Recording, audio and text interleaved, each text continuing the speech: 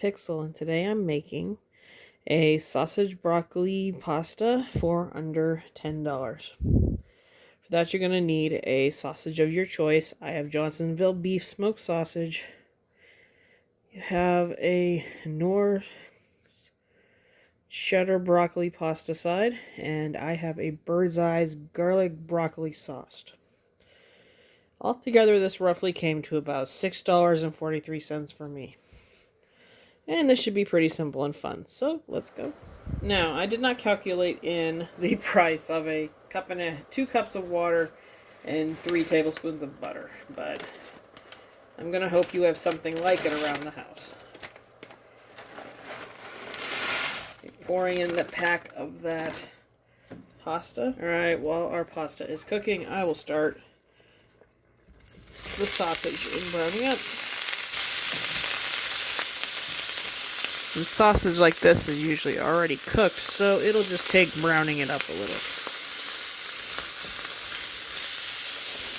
Once the pasta is completely thoroughly done, I'll be pouring in the broccoli and the sausage.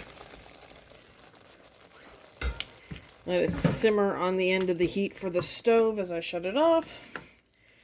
And there you have it, dinner. So give me about 5 or 10 minutes and we'll try this on out. Alright, we got it dished up. Got a little bit of everything. Time's here to try it on out. Let's do it.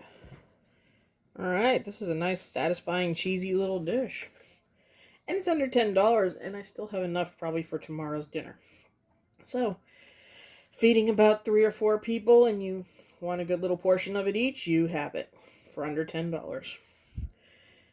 I mean, there's many different ways you could make this, probably cheaper, a little more expensive, depending on what you want to do.